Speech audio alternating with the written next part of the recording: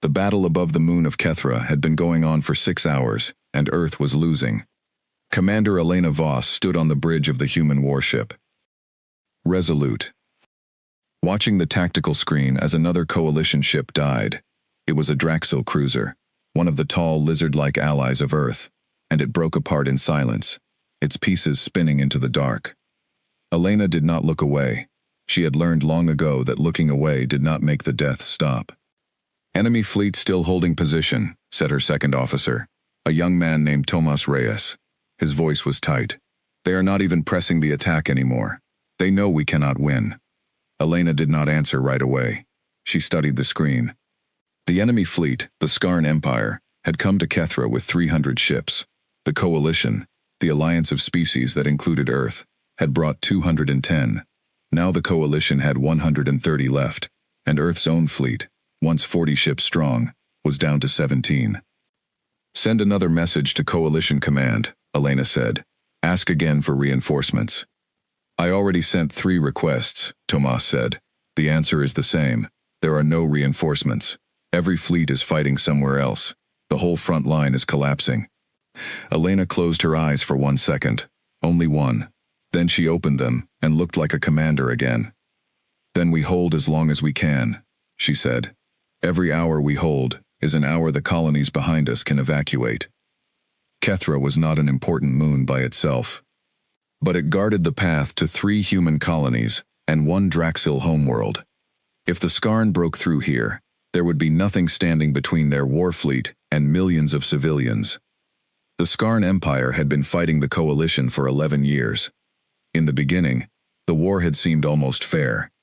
The Coalition had more ships, more member species, more resources spread across many star systems. The Skarn had fewer worlds but stronger technology, faster ships, and weapons that could punch through Coalition shields like paper. For 11 years, the Coalition had been losing slowly. System by system, world by world, the line kept moving backward, and now, in the 12th year, it was moving very fast. "Commander, enemy ships are moving," said the sensor officer, a Draxil woman named Chista, Fear, who had been assigned to Elena's ship as a liaison. "They are not attacking. They are watching us." "Watching us?" Tomas asked. "Yes. I believe they know we are already beaten. They are waiting to see what we will do." Elena felt anger rise in her chest, but she pushed it down. Anger was not useful right now. She needed to think. "Bring the fleet into a defensive ring around the evacuation transports," she ordered. "If they want to watch us, let them watch us protect our people until the last ship is away." The order was carried out. The 17 human ships and the remaining Coalition vessels pulled together into a tight formation, shields overlapping, weapons aimed outward. It was not a formation meant to win a battle. It was a formation meant to survive one, for as long as possible.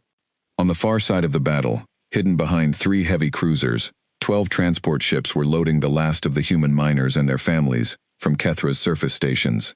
Elena watched the numbers on her screen. 4,000 people still on the ground. 3,000. 2,000. "Enemy fleet is moving again," Chista said. Her voice had changed. It was sharper now, more alert. "They are advancing. All ships." Elena's stomach tightened. "They're done watching." The Skarn fleet came forward like a wall of dark metal. Their ships were sleek and sharp, built for speed. Nothing like the boxy practical designs of human ships. Weapons fire began to fill the space between the 2 fleets, bright lines of energy crossing the dark. "Brace for impact," Elena said, and gripped the edge of her console. The first wave of Skarn fire hit the Coalition's outer shield ring. 2 Draxil ships lost power instantly. A third exploded. The human ships held for now, their shields built with different technology, slightly more resistant to the Skarn beam weapons, but not by much. 2,000 people still on the ground, Tomas called out. "The transports need 12 more minutes." "They don't have 12 minutes, Chista said. "At this rate of attack, our shield ring fails in 6. Elena looked at the screen. She looked at the small dots representing the transport ships, slow and heavy, rising from the moon's surface one at a time. She looked at the wall of enemy ships pressing closer. "Redirect all fire from the Resolute and the Hammer." To cover the transports directly, she said. Everyone else holds the line. It was a hard order. It meant 2 of her strongest ships would stop firing at the enemy fleet, and instead try to shoot down incoming missiles aimed at the transports. It meant the shield ring would fail faster. But it also meant a better chance the transports would survive. Understood, Tomas said, and relayed the order. The battle became a blur of decisions after that. A missile destroyed, a transport hit, but not destroyed, limping away with damaged engines. A coalition ship, a small scout vessel from a species called the Ferai, sacrificed itself by ramming into a group of Skarn fighters that had broken through the line, buying 2 more minutes for the evacuation. Elena watched the losses pile up and made herself keep counting the people still on the ground instead. 1,000, 600, 200. Last transport is lifting off, Tomas said, relief clear in his voice even through the tension. All personnel accounted for. Good, Elena said. Now get them out of here. Full retreat. Jump to the fallback point the moment they clear the gravity well. And us? Elena looked at the tactical display. The shield ring, what was left of it, was failing in patches all across the formation. Half her remaining ships had damage. The Skarn fleet was still coming, and now that the transports were safely leaving, there was no more reason to hold this position at all. Full retreat, she said. All ships, fall back to the fallback point. We held long enough. The order to retreat was given, and the surviving coalition ships began to pull away from Kethra, engines burning hard, shields flickering. The Skarn fleet did not chase immediately. They simply held their position, letting the coalition retreat, as if the outcome no longer mattered to them, because they had already won what they wanted. Elena sat down heavily in her command chair once the Resolute had jumped clear of the system. Her hands were shaking slightly, and she pressed them flat against her legs to stop it. Casualty report, she said quietly. Tomas read from his screen, his voice flat with exhaustion. We lost the Vanguard, the Cutter, and the Iron Wolf. 41 coalition ships destroyed across the whole battle. Kethra's surface stations are gone, but all 4,000 civilians made it out alive. 4,000 alive, Elena repeated. That's something. It's something, Tomas agreed. But Commander, that's the 3rd system we've lost this month. If this keeps going. I know, Elena said, I know. She did not need him to finish the sentence. Everyone on the bridge knew what came next if the pattern continued.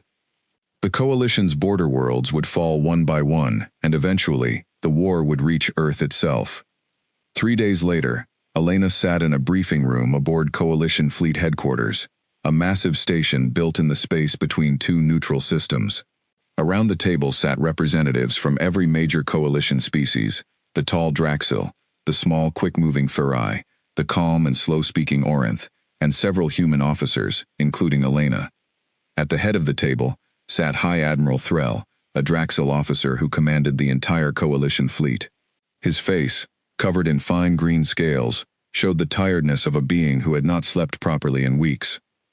The numbers are clear, Threll said, gesturing at the star map floating above the table.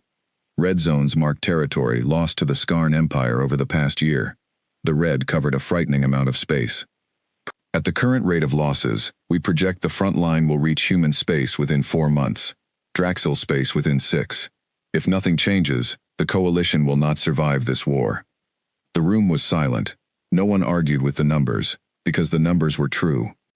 We need new tactics, said an Orinth representative, speaking in his slow, careful way.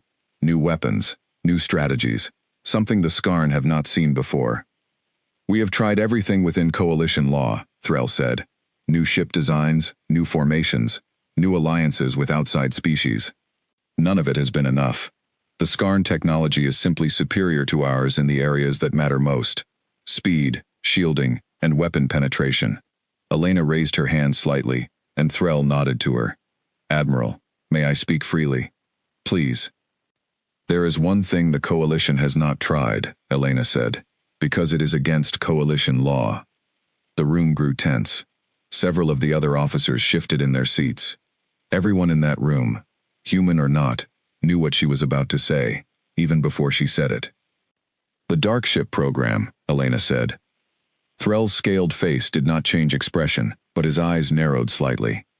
That program was shut down 8 years ago. By unanimous coalition vote.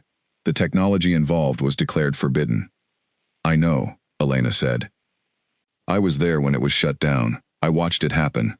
But Admiral, we are losing this war. We are losing it badly, and every strategy within the rules has failed. Maybe it is time to ask whether the rules are still worth keeping, if they cost us everything. An Orinth representative spoke up, his voice sharp with disapproval. The Darkship program was banned for good reason. The technology it used, the singularity cores, the deep space cloaking systems built from unstable matter, these things were judged too dangerous. Not just to the enemy, to everyone, including the crew who used them. I understand the danger, Elena said. I am not saying we should have built it in secret in the first place. That decision was made by others, long before most of us in this room held our current positions. I am only saying that the ship still exists. It has been sealed in a hidden dock somewhere in Earth's outer system for 8 years. And if the Coalition truly believes we are facing extinction, then perhaps it is time to reconsider. Threll was quiet for a long moment. The other representatives watched him, waiting. The Darkship program was ended because of the incident at Proxima Station, Threll finally said. 43 crew members died when the Singularity Core became unstable during testing. It was not a controlled weapon. It was closer to controlled chaos. Even its own creators could not fully predict what it would do in every situation. I know the history, Elena said quietly. I lost a friend in that incident. The room fell silent again. Then you understand why the Coalition will not authorize its use, Threll said. The risk is too great. We would rather lose slowly to the Skarn than risk losing everything at once to our own weapon. Elena wanted to argue further, but she saw in Threll's face that the decision was final, at least for today. She nodded once and said nothing more. The meeting continued for another hour, discussing smaller strategies, minor troop movements, and requests for more resources that likely would never come. Elena listened, but her mind kept returning to the ship sealed away in Earth's outer system. A weapon so powerful and so dangerous that an entire alliance of species had agreed it was better left unused, even while losing a war for survival. 2 weeks passed. The war did not slow down. Elena's fleet, reduced now to only 12 ships after repairs and reassignments, was sent to defend a small human colony called New Haven, built on a rocky moon near the edge of human space. It was a farming colony, home to nearly 60,000 people who grew food for the larger human worlds further from the front line. The Skarn fleet arrived on a quiet morning, without warning, without a formal declaration, the way they always did now. Elena's 12 ships stood between 60,000 civilians and an enemy fleet of over 100 vessels. This is not a battle we can win, Tomas said quietly, standing beside her on the bridge, as the enemy ships appeared on the long-range scanners. I know, Elena said. Do we evacuate? There isn't enough time to get 60,000 people off that moon before the Skarn arrive, Elena said. We hold as long as we can. Every transport we save is a life we save. The battle began within the hour. Elena's ships fought with everything they had, but the numbers were simply too far apart. Within the first 30 minutes, 3 human ships were destroyed. Within the first hour, the shield ring around the evacuation zone began to fail in multiple places. Elena watched her tactical screen with a growing, hollow feeling in her chest. She had seen this exact pattern too many times now. The slow collapse, the desperate math of how many people could be saved before the ships protecting them were gone. Commander, Chista called from her station, her voice suddenly strange. I am detecting something. What kind of something? An unknown signal. It is not Skarn. It is not Coalition Standard. It is... Chista paused, checking her instruments again. Commander, the signal pattern matches an old classified frequency, human military, but from a program that was decommissioned years ago. Elena's breath caught in her throat. Show me. The screen shifted, showing a new contact appearing at the very edge of the battle, coming in fast from deep space. Far faster than any Coalition ship Elena had ever seen. It did not show up clearly on sensors. It seemed to bend and blur, as if the space around it was being twisted somehow, making it difficult for the scanners to lock onto a clear shape. What is that? Tomas whispered. Elena stared at the screen, at the strange dark shape moving toward the heart of the battle, and a single word rose in her mind, a word she had not expected to hear again after 8 long years. Dark ship, she said quietly. No one on the bridge answered her, because no one else understood what that word meant, or what it could mean for the battle happening right now above New Haven. But Elena understood. She remembered the program, the tests, the 43 names on the memorial wall back on Earth, and the ship that had been sealed away because it was judged too dangerous for the galaxy to use. Someone had woken it up, and it was heading straight for the battle. 8 years earlier, before the ban, before the incident at Proxima Station, before the war with the Skarn Empire had even begun, a small group of human scientists and engineers had built something that no other species in the Coalition had ever attempted. They called it the Dark Ship, though its official name in old military files was simply Project Umbra. The idea had come from a discovery made deep in an asteroid field near Jupiter, where a team of human researchers found traces of an unknown energy source, buried inside a strange black mineral that did not match anything known to Coalition science. When tested, this mineral could bend space slightly around itself, almost like a tiny controlled black hole, but stable enough to study, if handled with extreme care. Human scientists called the substance dark matter alloy, though it was not truly related to what astronomers called dark matter. The name stuck anyway, because in the darkness of deep space, ships built with it seemed to almost disappear from view, bending light and sensor waves around their hulls. Earth's military leaders at the time saw an opportunity. If they could build a ship using this alloy, powered by a controlled singularity core, they could create something the galaxy had never seen. A ship that could hide from any sensor. A ship that could move faster than physics seemed to allow, by folding the space in front of it, rather than simply flying through it. A ship that could strike with terrible force, and vanish again, before the enemy understood what had hit them. They built it in secret, deep in Earth's outer system, far from Coalition oversight, using funding hidden inside other military budgets. It took 6 years to complete. They named the finished ship the Nightfall. The crew who volunteered for it were the best Earth had. Pilots, engineers, weapons specialists, all chosen not just for skill, but for their willingness to work on something that officially did not exist. Among them was a young engineer named Marcus Cade, barely 26 years old at the time, but already known as one of the sharpest minds in human ship design. Marcus had helped design the containment system for the Singularity Core, the heart of the Nightfall. The thing that gave it power far beyond any normal engine. He understood better than almost anyone how dangerous that core truly was. A singularity core was, in simple terms, a tiny controlled black hole, held in place by powerful magnetic fields and the strange properties of the dark matter alloy. If the containment ever failed, even for a second, the results would be catastrophic. Marcus had warned the project leaders many times that the containment systems needed more testing before the ship was used in any real mission. He was overruled. The war clock, even back then, was ticking, though the Skarn had not yet appeared. Other threats loomed, and Earth's leaders wanted a weapon ready, just in case. The incident at Proxima Station happened during what should have been a routine test of the Nightfall. The S systems, 3 light-years from Earth. Marcus was not on the ship that day. He had been called back to Earth for a different meeting. It was the only reason he was still alive. The containment field failed for less than 4 seconds. In that time, the Singularity Core briefly grew unstable, pulling in nearby matter with terrible force before the automatic safety systems shut it down. 43 crew members died. Some were crushed by sudden gravity spikes. Others were lost when sections of the station itself were torn apart and pulled toward the ship.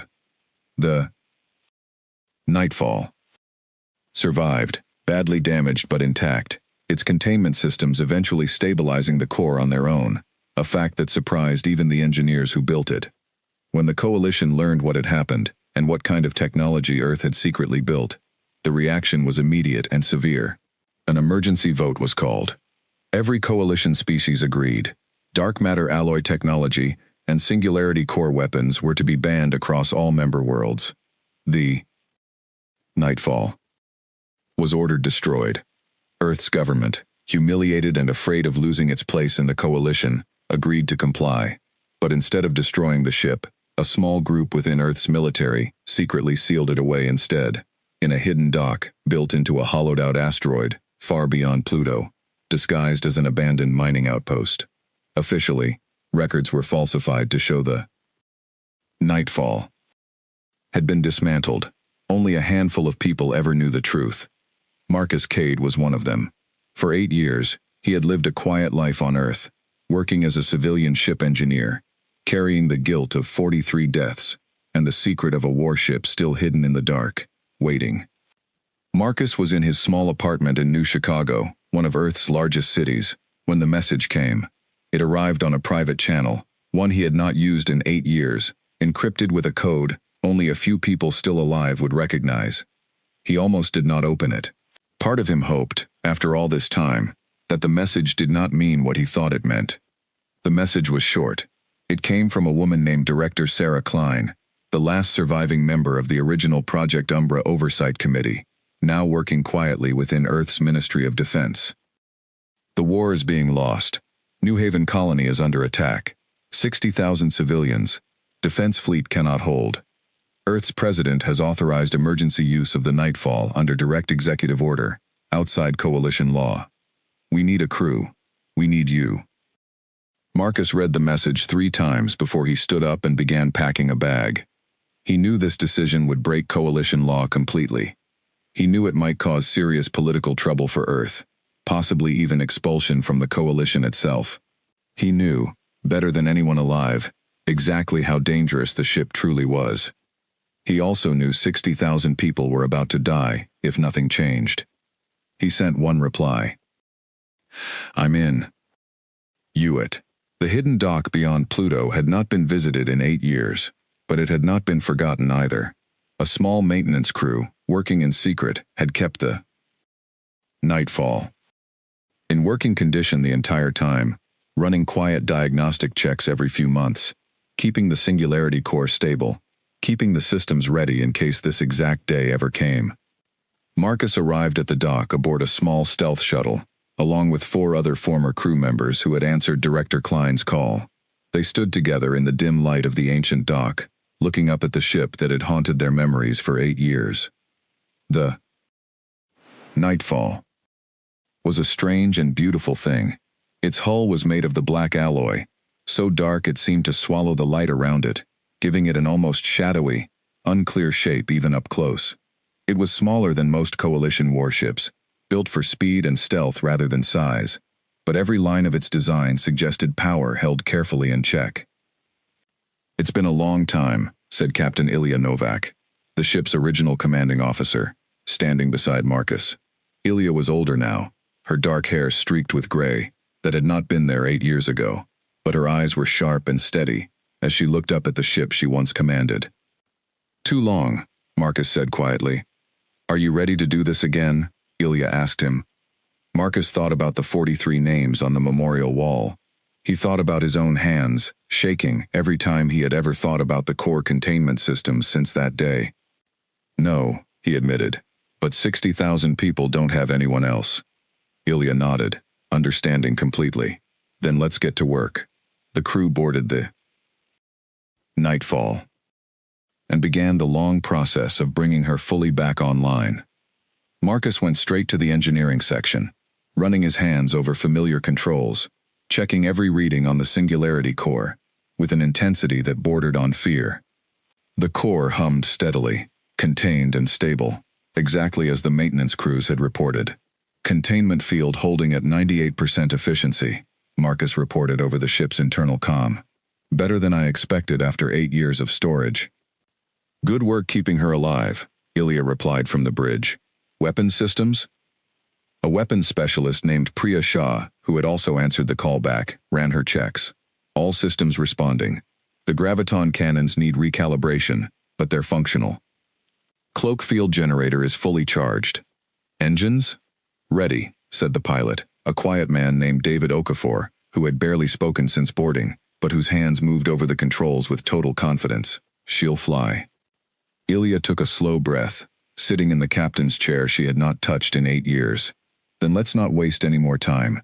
Set course for New Haven, maximum speed. Captain, Marcus said carefully. Coalition patrol ships monitor this entire sector. If they detect us leaving restricted space, they won't detect us, Ilya said. That's the entire point of this ship, isn't it? Marcus almost smiled, despite everything. Fair point. David activated the cloak field, and the nightfall seemed to fade slightly, even to those standing on its own bridge, the strange bending of light around the hull becoming almost total. Then he engaged the engines, and the ship shot forward into the dark, faster than any coalition sensor array could easily track, heading toward the front line of a war it had been forbidden from ever joining. They were 3 hours into the flight when the first problem appeared. "Captain, we have a coalition patrol closing fast," David reported. 3 ships, standard Orinth-Draxel joint patrol pattern. They're on an intercept course. "Can they see us?" Ilya asked. "Not directly," Marcus said, checking the sensor logs from engineering. "But our energy signature from the engines might be leaking enough for their long-range scanners to notice something unusual, even through the cloak." "They're hailing us," Priya said. Ilya considered for a moment. "Ignore it. Maintain course and speed." The patrol ships continued to close. A second hail came, more urgent this time. Then a third. "Captain, they're moving to intercept position directly ahead of us," David said. "If we don't respond or change course, they may fire warning shots, or worse." Ilya's jaw tightened. She had not wanted to fight anyone, before even reaching the real battle. "Options? We could outrun them," David offered. "Our engines are faster." "Or we go dark completely," Marcus suggested. "Full stealth, minimum power, drift past them silently. It will cost us time, but no confrontation." "How much time?" Marcus checked his calculations quickly. "Maybe 40 minutes, if we're careful." Ilya thought of the 60,000 people on New Haven, and the 12 human ships that were, at this very moment, standing alone against over 100 Skarn vessels. 40 minutes felt like an impossible cost, but a direct confrontation with a coalition patrol, this early, before the nightfall, had even proven itself useful, could turn the entire coalition against Earth, before the mission even accomplished anything. Full stealth, she decided. Minimum power. Take us around them. Quiet as death. The crew worked together with practiced precision, despite 8 years of rust on their skills. Power was diverted away from every system except the cloak field and the barest engine output needed to maintain course. The nightfall went dark and silent, drifting past the coalition patrol at a careful distance, close enough that Marcus could see the patrol ships on his own screen, yet far enough, and quiet enough, that their scanners found nothing at all. It took 38 minutes to clear the patrol safely.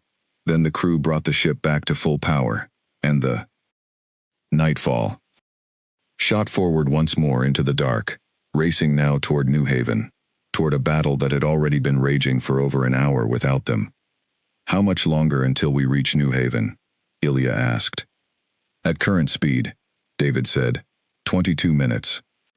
Marcus looked at the readings from the Singularity Core one more time, watching the steady, stable hum of contained power that could either save New Haven or, if something went wrong, destroy it entirely. "Let's hope that's fast enough," he said quietly. The nightfall raced onward through the dark, a forbidden weapon carrying 5 people and 8 years of guilt, toward a war that might finally give it a purpose worth the terrible price already paid to build it. Elena watched the strange dark shape grow closer on her tactical screen, her heart pounding in a way it had not during the entire battle so far. Around her, the resolute bridge crew fought to keep the ship alive, as Skarn fire continued to hammer at their failing shields, but part of Elena's attention stayed locked on that single blurred contact moving in from deep space. "Commander, the New Haven ground shield is failing," Tomas reported, his voice strained. "The colony administrator is requesting immediate evacuation orders, but we don't have enough ships left to cover a full evacuation." "I know," Elena said, though her eyes did not leave the strange contact. "Chista, talk to me. What is that thing doing?" "It is moving directly toward the center of the Skarn formation," Chista said, disbelief clear in her voice.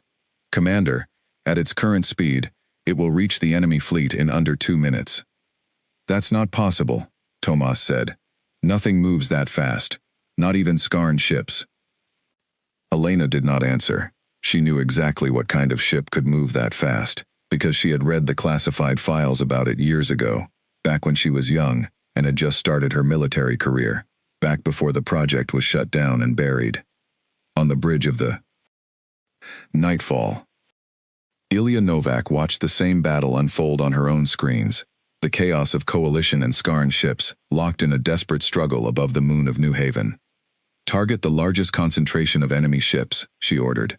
Marcus, how much power can we push through the graviton cannons? Full power, if you want it, Marcus said from engineering, sweat on his forehead despite the cool air of the ship. But Captain, full power means drawing directly from the Singularity Core. If anything goes wrong. I understand the risk, Ilya said. Do it anyway. Marcus hesitated only a second before his hands moved across the controls, opening a direct power channel between the core and the weapons systems. The ship shuddered slightly as raw power began flowing through systems that had not carried this much energy in 8 years. Cannons charged, Priya reported. Captain, we are in range. Fire. The Nightfall. Graviton cannons released their first shot in nearly a decade. It was not a beam of light like most weapons in the galaxy.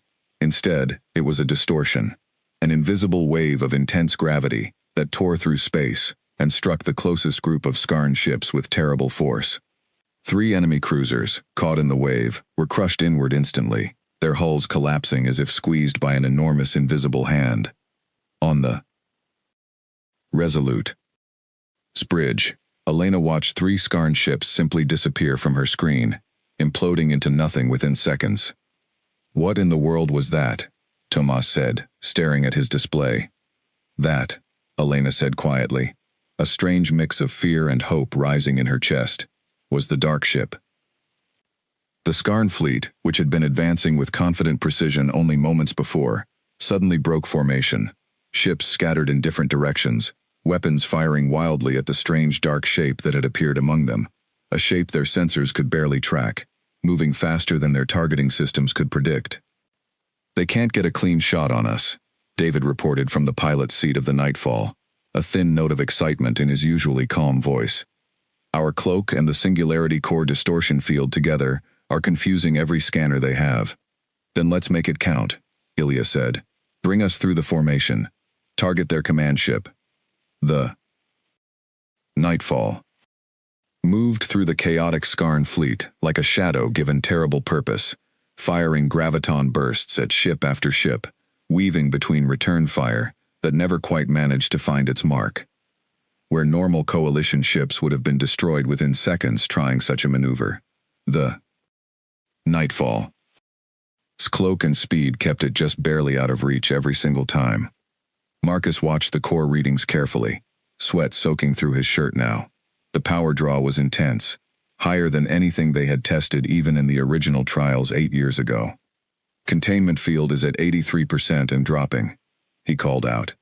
Captain, we need to ease off soon or risk instability. Just a little longer, Ilya said. We're close to their command ship.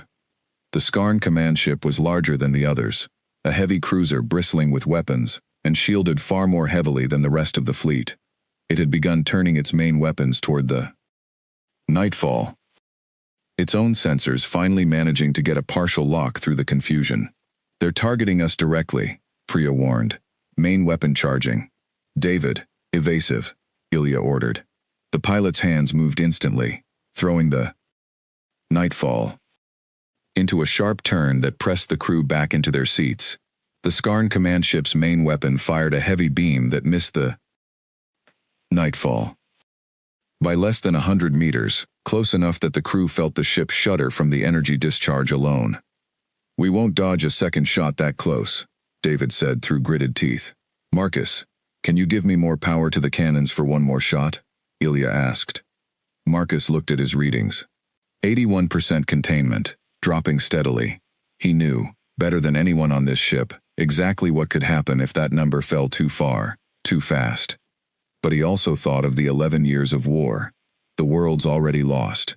The 60,000 people on New Haven, still waiting to know if they would live or die tonight. You'll have your power, he said, and pushed the containment field to its edge, feeding everything he safely could, and a little more than he probably should have, into the weapons system. Fire, Ilya ordered. The graviton cannons released a shot far more powerful than the ones before it, a distortion wave so intense it visibly bent the light around it as it crossed the distance to the Skarn command ship. The enemy vessel's shields flared brightly, trying to resist, and failed. The wave struck the ship's hull directly, and the massive cruiser folded inward on itself in complete silence, crushed into a fraction of its original size, before finally breaking apart entirely. For a moment, the entire battle seemed to pause. Skarn ships, seeing their command vessel destroyed, hesitated, uncertain without orders. Coalition ships, watching the impossible display of power from the strange dark contact among them, hesitated too, unsure whether they had just witnessed a rescue or a new threat entering the battle. Containment field at 71%, Marcus reported, his voice shaking slightly now. Captain, I need to shut down the weapons for at least 10 minutes to let it stabilize. Understood, Ilya said. Weapons offline. David, get us clear of the main formation. We've done what we came to do. The nightfall. Pulled back from the heart of the battle, its cloak field still active, disappearing once more into the chaos of ships and debris. Without their command vessel and their most feared strike group destroyed, the remaining Skarn fleet began to pull back, uncertain of what new threat had entered the fight, unwilling to risk further losses against a weapon they could not properly see or predict. On the Resolute, Elena watched the Skarn fleet retreat, disbelief and relief washing over her at the same time. They're leaving, Tomas said, almost unable to believe it himself. Commander, the Skarn fleet is retreating from New Haven. Elena allowed herself a small breath of relief, though her eyes remained on the strange dark shape that had caused it all, now barely visible even on her own sensors, as it moved away from the battle. Get me a channel to that ship, she said. Now. It took several minutes for Chista to establish any kind of contact. The nightfall. Vest systems clearly built to resist exactly this kind of signal detection, but eventually, a channel opened, and Ilya Novak's voice came through, tired but steady. This is the nightfall. Ilya said. We're aware you're trying to reach us, Commander. Before you ask, yes, we know exactly how much trouble this ship represents. And yes, we're aware of coalition law. Elena leaned forward slightly. Then you understand I have to report this contact immediately. We understand, Ilya said. We didn't come here to hide. We came here because 60,000 people were about to die, and no one else could stop it in time. Elena looked at the wreckage of the battle around her, at the surviving human and coalition ships beginning to regroup, at the evacuation transports that had, against every expectation, managed to get most of New Haven's population safely away during the chaos. You saved a lot of lives today, Elena said. Whatever happens next, I won't forget that. Neither will we, Ilya said. But Commander, I should warn you, this is not the end of anything. This is the beginning of a much bigger problem, for all of us. Elena frowned. What do you mean? The Skarn just watched a single human ship destroy their command vessel and scatter a fleet of over 100 warships, Ilya said. They're not going to forget that either.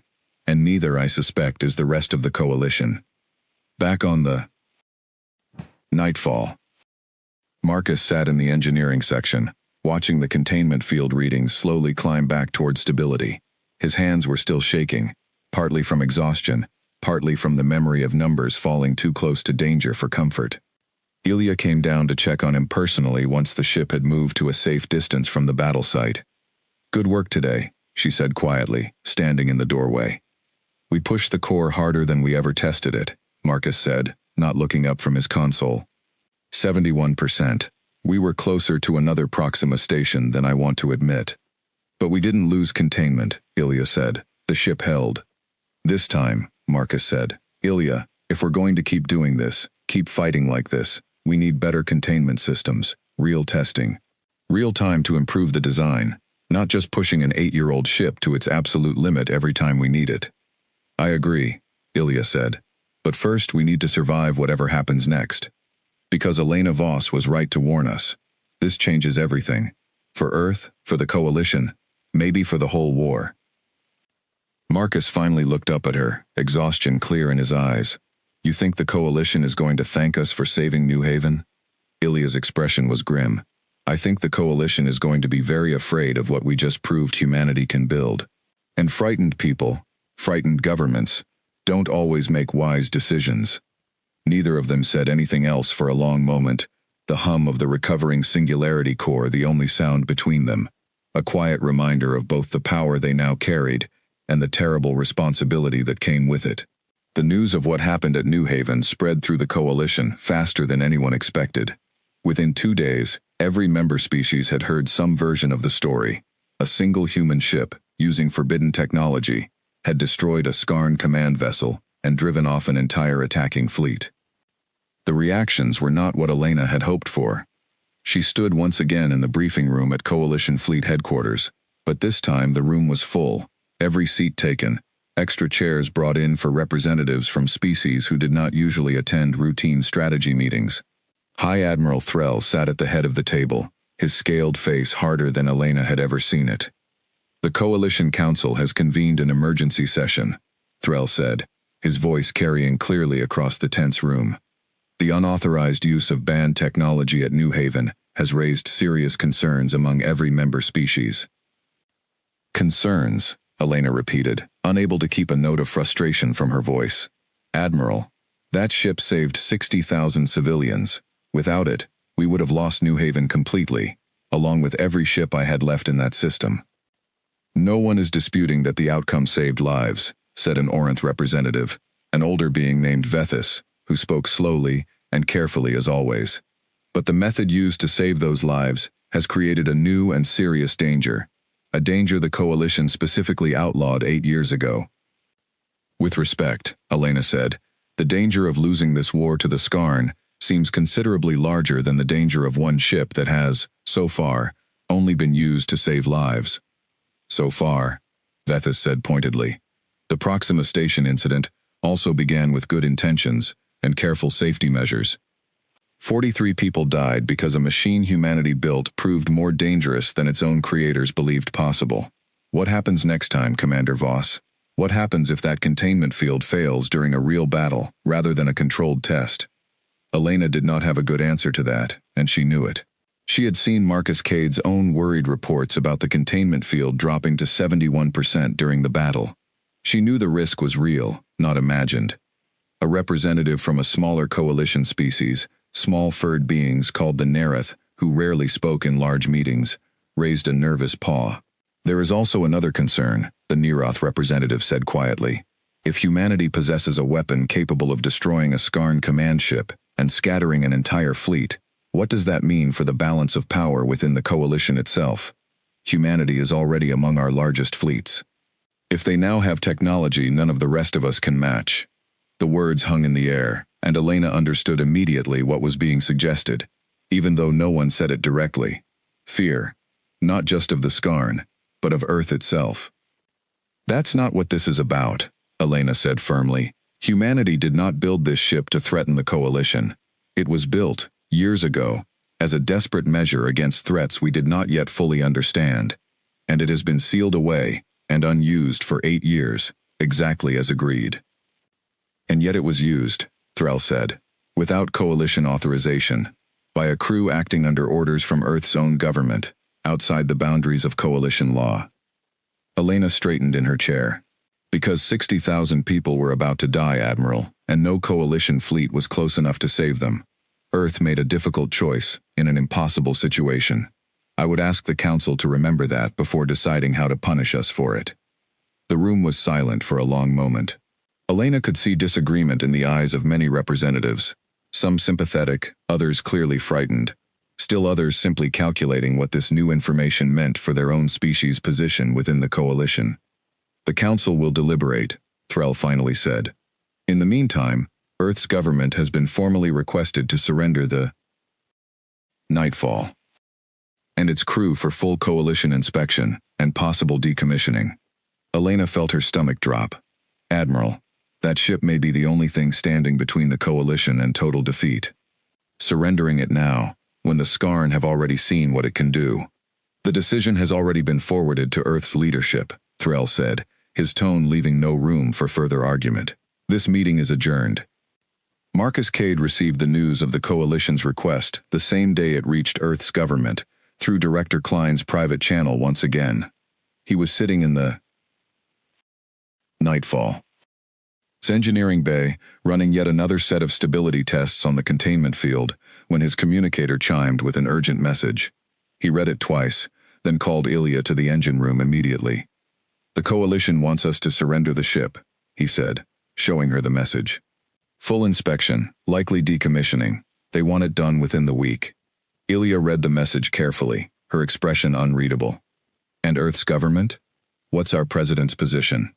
"Officially they're stalling," Marcus said. "Unofficially, Director Klein says there's a real chance they'll agree to the Coalition's demands. Earth can't afford to be expelled from the Coalition right now, not with the Skarn still pushing on every front. If handing over one ship keeps that alliance intact, they'll do it," Ilya finished. "Even after what we did at New Haven." "Especially after what we did at New Haven," Marcus said grimly. "Ilya, half the Coalition Council is more afraid of us now than they are of the Skarn." Ilya sat down heavily in one of the engineering bay's chairs, rubbing her eyes with one hand. "Then what do we do? If Earth orders us to surrender the ship, we're bound by that order, same as anyone else in the military." "Are we?" Marcus asked quietly. Ilya looked up at him sharply. "Marcus, are you suggesting we ignore a direct order from our own government?" "I'm suggesting," Marcus said carefully, "that we think about what happens after they decommission this ship. The Skarn are still out there. They lost one command ship and one fleet at New Haven, but they have hundreds more ships, and now they know exactly what kind of weapon humanity is capable of building. What do you think happens to the war effort if we hand over our only real advantage right when the enemy is most likely to escalate?" Before Ilya could answer, an alert began sounding through the ship, sharp and urgent. "What is that?" Marcus asked, already moving toward the main console. "Priority message from Coalition Fleet Command," Priya's voice called from the bridge. "Everyone, get up here, now." The crew gathered quickly on the bridge, where Priya had already pulled up the incoming transmission. It was not a routine message. It was an emergency alert, broadcast across the entire Coalition military network. "The Skarn have launched a massive attack on Kellerman Station," Priya read aloud, her voice tightening as she scanned the details. "That's the primary shipyard and fleet headquarters for the entire human sector. If it falls, we lose our ability to build or repair warships anywhere near the front line." "How large is the attack force?" Ilya asked. "Over 200 ships," Priya said, "including what the reports are calling a new class of vessel. Something the Skarn have never used before. Sensors can't get a clear read on it, but early reports suggest it's massive, larger than anything we've seen from them so far." Marcus felt a cold weight settle in his chest. "They escalated, just like I thought they would." "Kellerman Station's defense fleet is requesting immediate reinforcement," Priya continued, "but Commander Voss's fleet and most nearby Coalition forces are still recovering from New Haven. Command estimates Kellerman will fall within 6 hours unless something changes." The bridge fell silent. Everyone understood what this meant. If Kellerman Station fell, Earth's ability to fight this war at all would be crippled for months, possibly years. And with the shipyards gone, there would be no way to build replacement vessels fast enough to hold the line anywhere. "We're the closest ship with a real chance of making a difference," Ilya said slowly, "even with the Coalition's decommissioning order hanging over us." "Captain," Marcus said, "if we go to Kellerman without authorization, after the Council has already demanded our surrender, there's no going back from that. We'll be defying direct orders from both the Coalition and possibly our own government. And if we don't go," Ilya said, "Kellerman falls, and the entire human war effort collapses with it. Marcus, I don't see a version of this where following the rules keeps anyone alive." Marcus thought about Proxima Station, about 43 names, about the containment field readings still not fully recovered from the strain of New Haven, about everything that could go wrong if they pushed this ship into another major battle so soon. Then he thought about Kellerman Station, and the shipyards, and the tens of thousands of workers and their families who lived there, and the entire future of humanity's part in this war hanging in the balance. "Ilya," he said finally, "the containment field is only at 91% recovery. If we go into a battle that size and push the weapons hard again, we could be looking at real instability this time, not almost, real." "I know," Ilya said. "I'm not going to pretend that risk doesn't exist. But I need to know, Marcus, as the person who understands that core better than anyone alive, can this ship do it? Can we make a real difference at Kellerman without destroying ourselves in the process?" Marcus was quiet for a long moment, running calculations in his head that he had run 100 times before, weighing risk against necessity, in a way that never got easier no matter how many times he did it. "I think so," he finally said, "if we're careful. If we don't push past our limits the way we did at New Haven." Ilya nodded, some of the tension leaving her shoulders, replaced by grim determination. "Then that's our answer. David, set a course for Kellerman Station, maximum speed. Priya, get our weapons ready. Careful power levels this time. No pushing the core past safe limits no matter how bad the battle gets. Marcus, I need you watching that containment field every second we're in combat." "Understood," Marcus said. "And Captain," Priya added quietly, "what about the Coalition's decommissioning order? What about Earth's government?" Ilya looked around at her crew, 5 people who had already given so much to a ship and a mission most of the galaxy feared and misunderstood. "We'll deal with the politics after we save Kellerman Station," she said. "Right now, there are people who need our help, and we're the only ones who can get there in time. Everything else can wait." The nightfall turned toward Kellerman Station, its cloak field engaging once more as it shot forward into the dark, carrying its small crew and its enormous, dangerous power toward a battle that would decide far more than just the fate of one shipyard. Kellerman Station was burning by the time Elena Voss arrived with what remained of her fleet. She had received the emergency call while still docked for repairs, and had launched immediately with only 9 ships ready for combat, knowing it would not be nearly enough, but unable to sit still while humanity's largest shipyard came under attack. The scene that greeted her was worse than she had imagined. Over 200 Skarn ships surrounded the massive station, and at the center of their formation floated something Elena had never seen before. It was enormous, at least 10 times the size of a normal Skarn cruiser, covered in strange glowing patterns along its hull that pulsed with slow, deliberate rhythm. "What is that thing?" Tomas asked, staring at the massive ship on the main screen. "Long-range scans are calling it a Dreadnought-class vessel," Chista reported, her voice tense. "Commander, its weapon signature is unlike anything in the Skarn database we know of. Whatever that ship is, it was built specifically for this attack."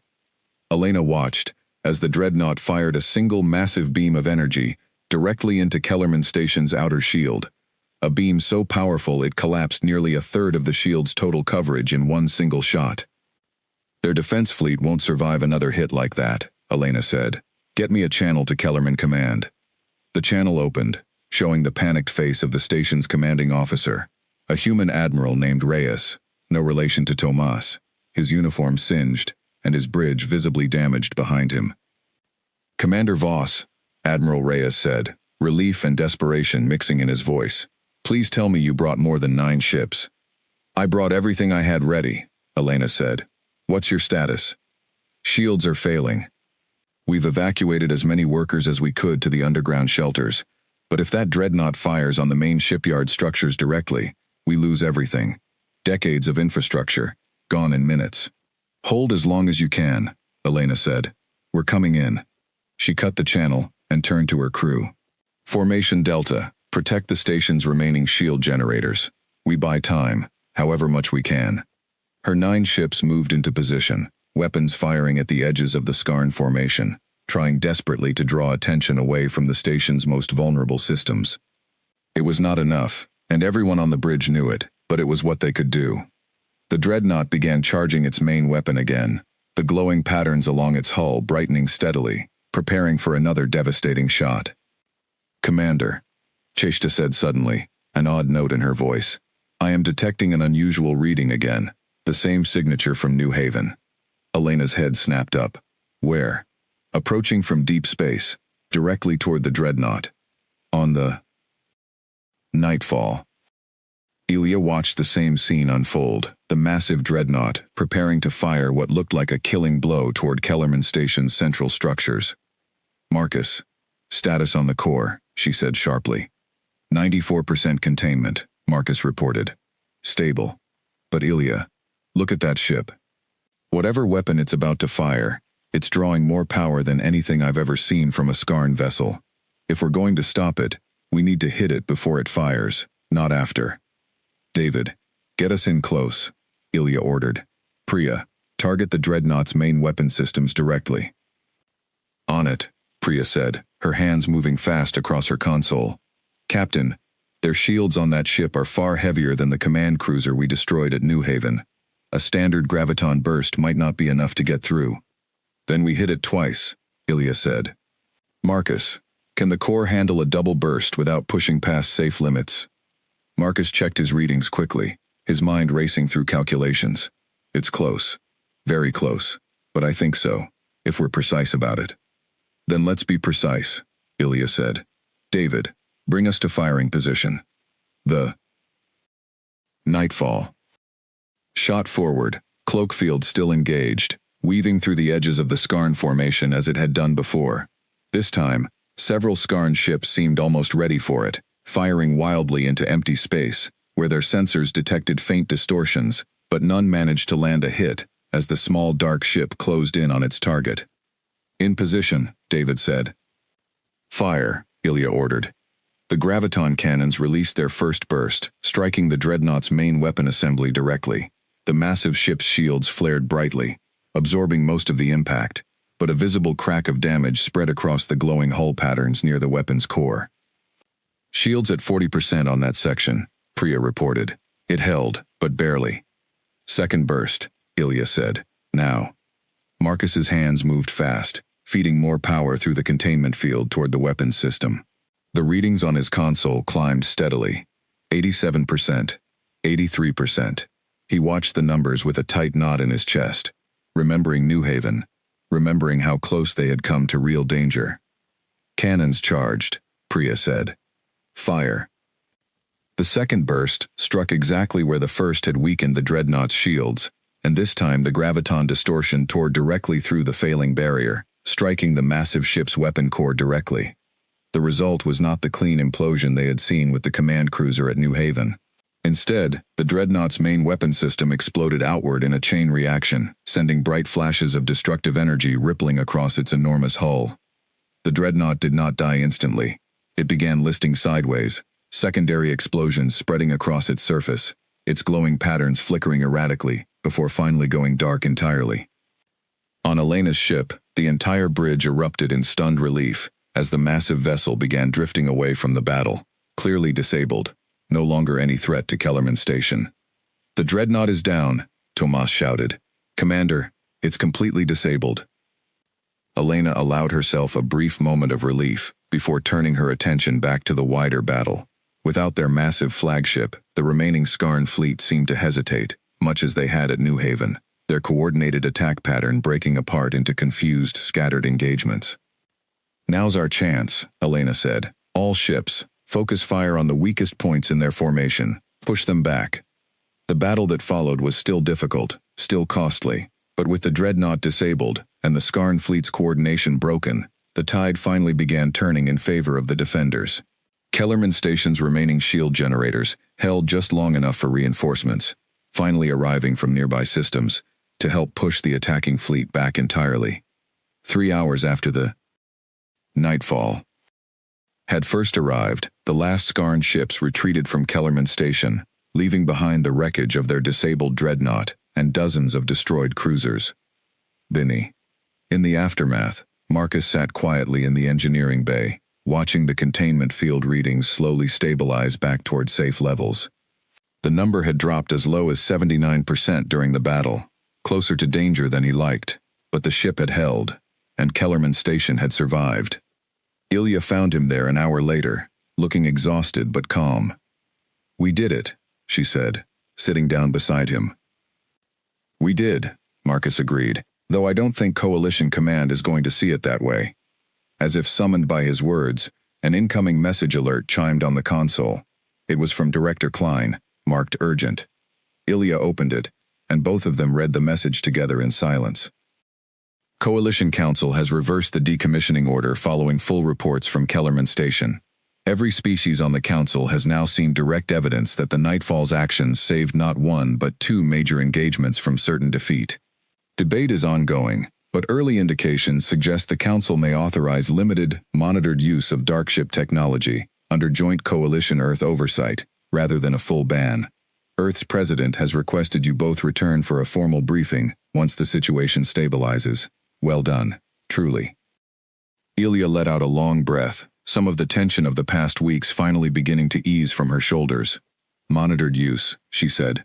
It's not everything we might have hoped for, but it's not decommissioning either. It's a start, Marcus said quietly.